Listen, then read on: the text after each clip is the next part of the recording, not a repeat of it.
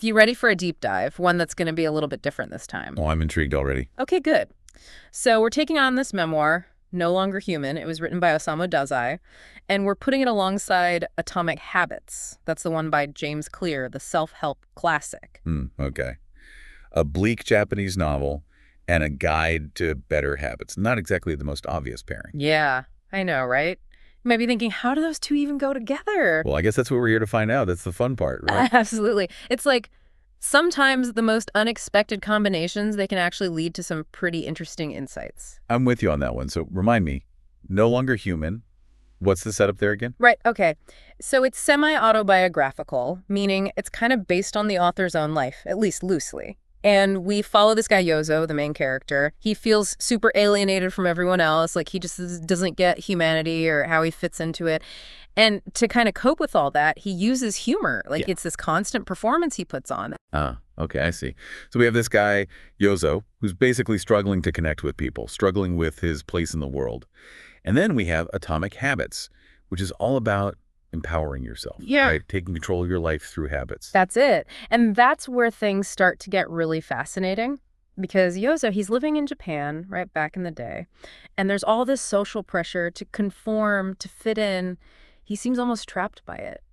Oh, that's interesting. So it's not just this internal struggle he's dealing with. It's like the external world is adding to that pressure. Yes, you got it.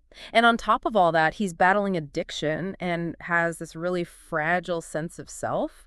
Makes you wonder, right? Like, are those struggles partly because he's trying so hard to squeeze himself into this mold that just doesn't feel right for him? That makes sense. It's like he's trying to build habits to be someone he's not. Hmm. Instead of, understanding who he is at his core. You're hitting the nail on the head. And this is where I think Atomic Habits can give us this whole new perspective. Because, James Clear, he talks about how even the bad habits we develop, they actually serve some purpose. Right.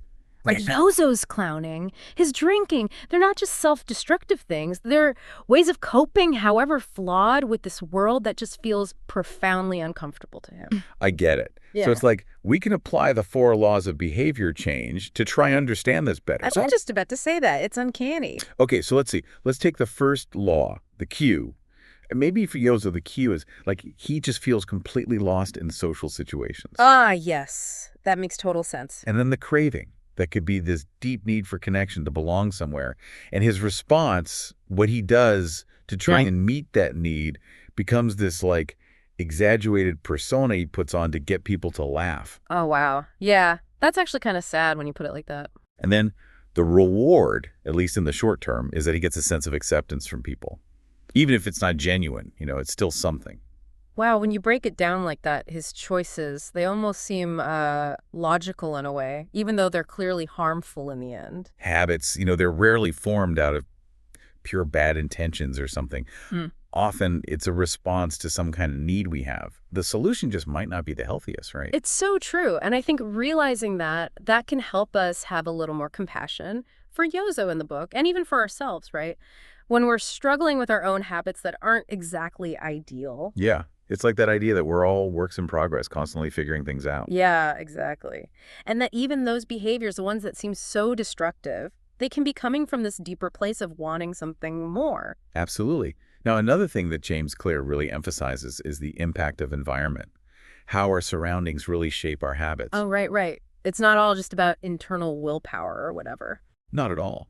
And I think for Yozo, growing up in this wealthy family, but one that was emotionally distant, that probably contributed a lot to his sense of isolation. It makes sense, right? If you don't learn how to connect with people early on, if that's not part of your experience. Exactly. It's like his environment didn't give him those cues, those positive reinforcements for expressing himself genuinely. So instead, he turned towards this more performative way of being. It's almost like he learned to wear a mask at a really young age, right? Because being vulnerable wasn't really accepted or rewarded in his family. Exactly. And there's this one scene, I don't know if you remember it, where Yozo mentions he feels super uncomfortable wearing traditional Japanese clothing. Like, it doesn't feel right to him. Wow, yeah, that's right. I'd forgotten about that. It's such a small detail, but it says so much. Doesn't it? It's like he feels like an outsider even within his own culture. This fundamental disconnect from his surroundings. It's amazing, right, how all these subtle things, the cultural cues around us, even the clothes we wear, they can shape our habits without us even realizing it. For sure. And it's a good reminder for all of us, right? To pause and think about how our own environments, the people we spend time with, even the spaces we inhabit, how all of that might be influencing the choices we make every day, the good ones and the bad ones. That's so true. Okay, so we've talked about Yozo's upbringing, his sense of alienation, but we can't ignore the big one, right? His struggles with addiction. It's a huge part of his story. Yeah, for sure. And it's a bit of a spiral, right? It starts with alcohol and then, well, it keeps getting worse from there. It's like he gets trapped in this cycle, this pattern. He wants relief, so he turns to substances, but then he faces consequences. And then the cycle starts all over again. He wants relief, so he reaches for the same things that caused the problems in the first place. It's a classic pattern. And it's where I think the 4 laws of behavior change, they can really offer some powerful insights. Okay, I like where you're going with this. Break it down for me. So let's take Yozo's addiction and look at it through the lens of those 4 laws. Yeah. The cues, cravings, responses, and rewards. If we can identify those, we can start to understand what's driving his actions on a deeper level. Okay, I'm with you. So maybe the cue for Yozo, it could be social anxiety, like feeling out of place or inadequate around other people. Yeah, it could be. Or maybe it's those feelings of emptiness and despair that he talks about so much in the book. The craving, in any case, is to escape those feelings, to numb the pain somehow. Right.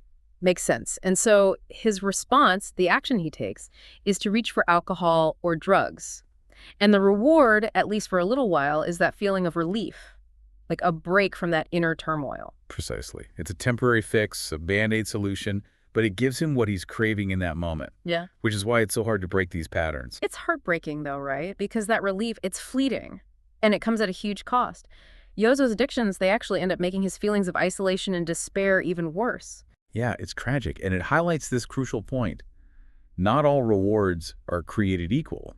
Yeah. Some offer that instant gratification, but then there are long-term consequences. Right. It's like some rewards are more like quick fixes, and others are more like, well, real solutions that might take longer to see the benefits. It's that difference between a quick hit of pleasure and, like, genuine lasting change.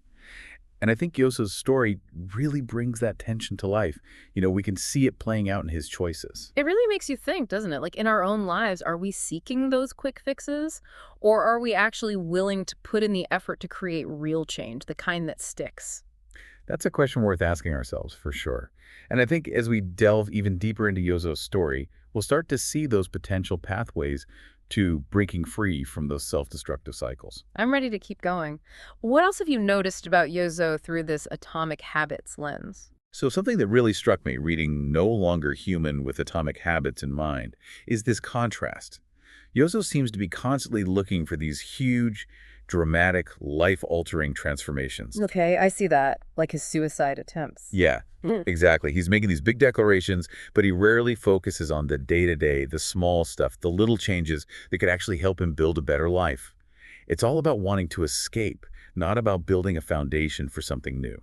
That's a really interesting observation, and it goes against, like, the whole core message of Atomic Habits, right? Totally. James Clear is all about those small, consistent actions. The idea that tiny changes over time can lead to huge results. But Yozo, he's so fixated on these grand gestures that he misses the potential of making small, consistent effort. It's like he's looking for that magic solution instead of realizing that the real magic is in showing up consistently, doing the work even when it's hard. Yes, you get it. It's like he's missing out on the magic that happens when we just keep showing up, even when we don't feel like it. You know what? There's that part in the book where Yozo finds some comfort, some peace in art. He starts drawing and painting, but he doesn't stick with it. Right. He has these bursts of creativity, but he doesn't build the habit of making art regularly. It's like he's missing that consistency. It makes you wonder, right? In our own lives, are we always chasing after those moments of inspiration? Or are we actually building systems, routines to support our goals, even when we don't feel particularly inspired? That's the key difference, isn't it? It's not about waiting for the perfect moment. It's about creating the conditions for success.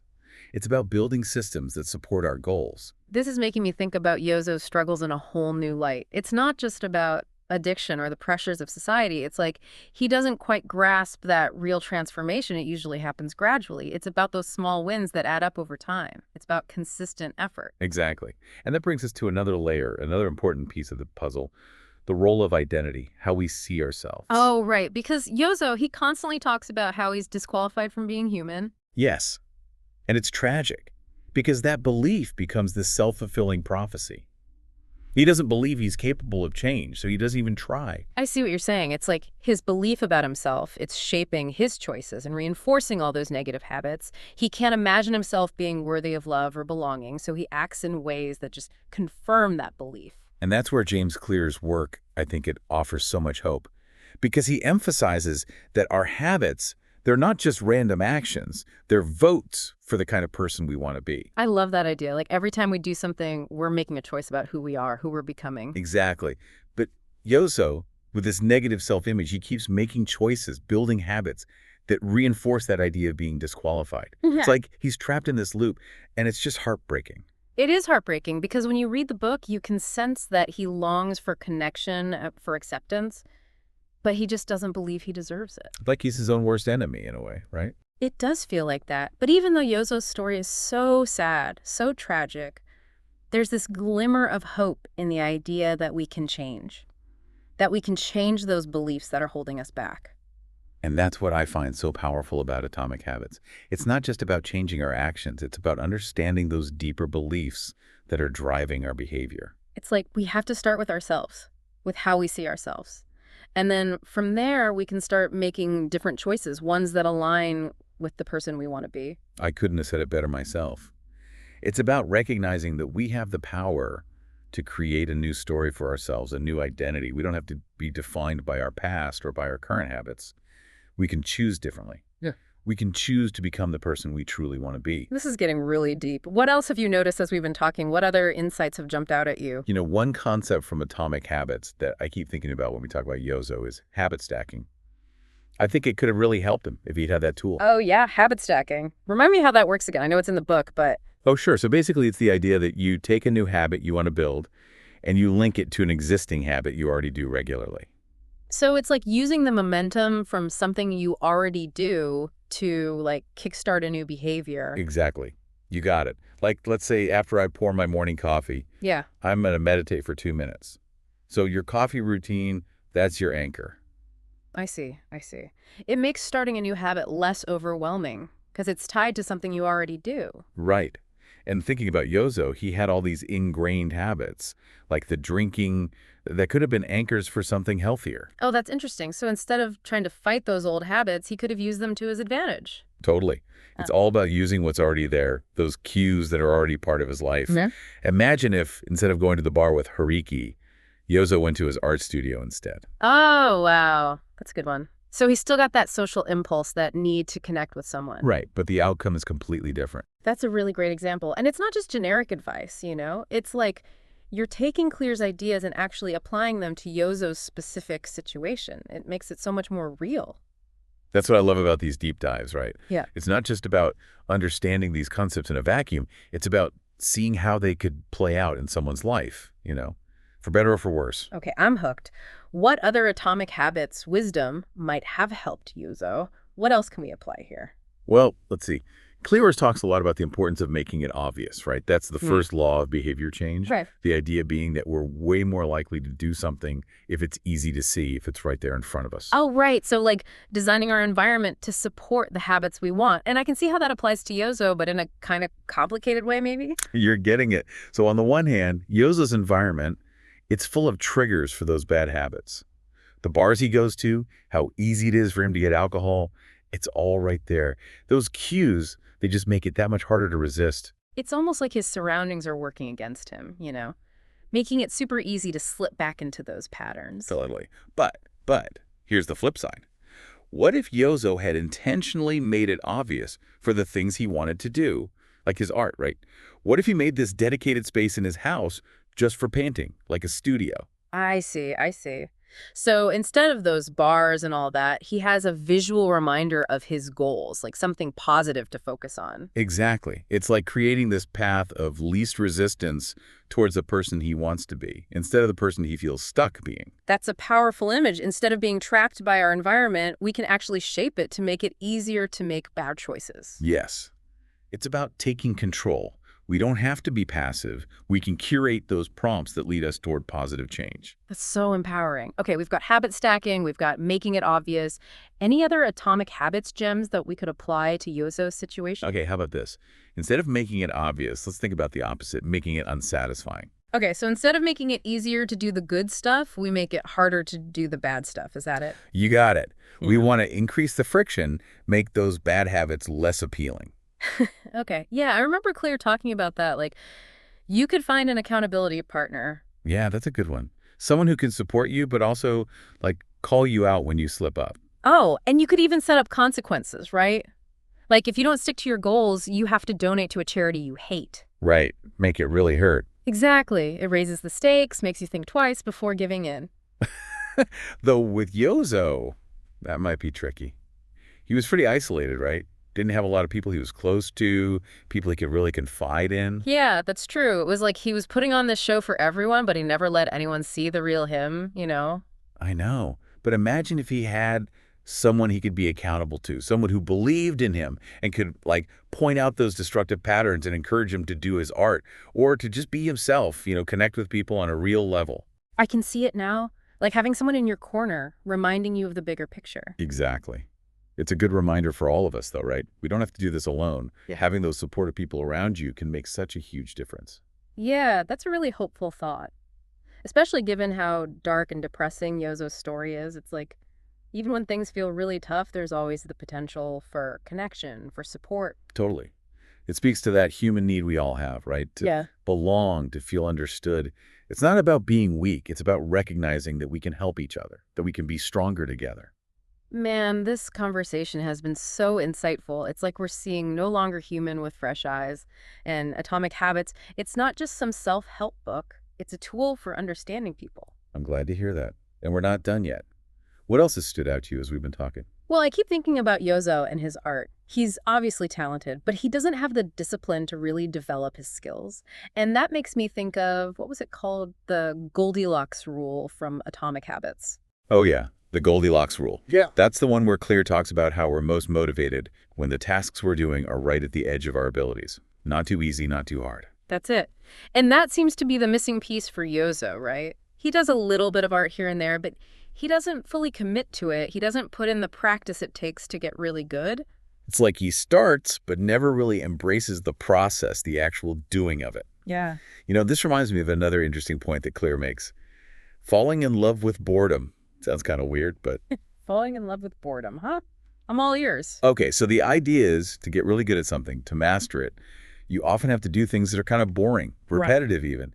It's about finding the joy in the process, not just the outcome, the end result. That makes sense.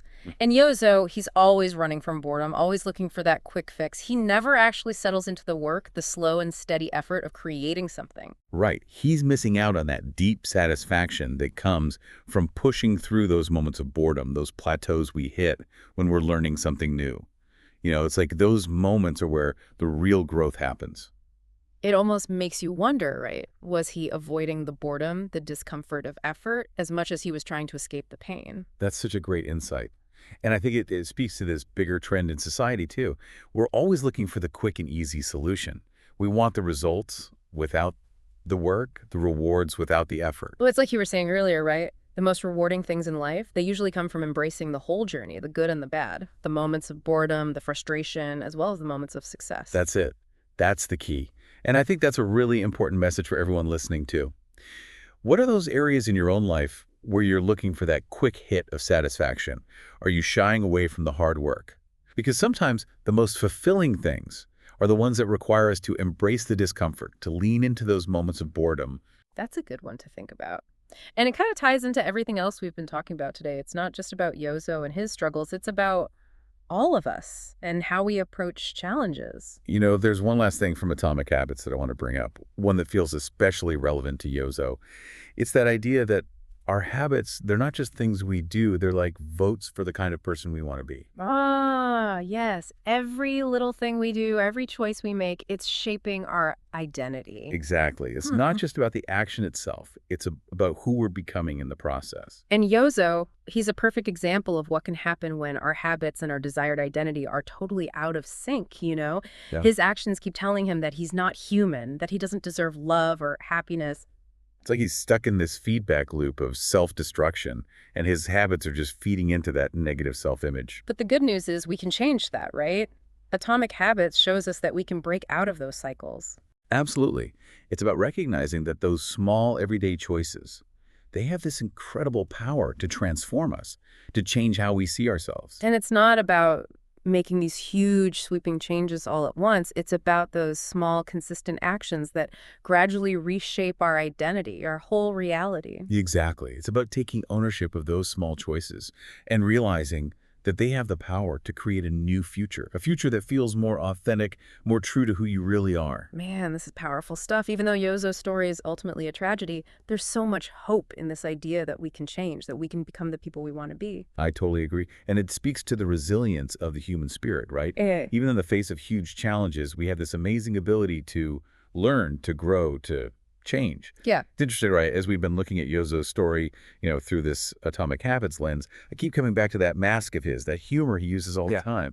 It's like it connects to those deeper ideas about identity that Clear talks about. Yeah. It's like he built this whole persona, this act, to avoid real connection with people. Almost like he was afraid to let anyone see who he really was underneath it all. He even says it right at one point, I'm disqualified from being human. It Yeah. just breaks your heart, because you can tell he wants connection. He wants to belong. He just doesn't believe he's good enough. And that's the trap, right? It's like his belief about himself is shaping his actions, and then his actions just reinforce that belief. It's a vicious cycle. He pushes people away with his clowning, so he never actually gets the acceptance that might help him change how he sees himself. Exactly. It shows how those habits we build, they're constantly casting votes for the kind of person we think we are. So for Yozo, that habit of performing, never letting people see the real him, just solidifies that idea that he's somehow broken. It's like he's stuck in this prison he built himself, trapped by his own perception. But here's the thing, and this is where I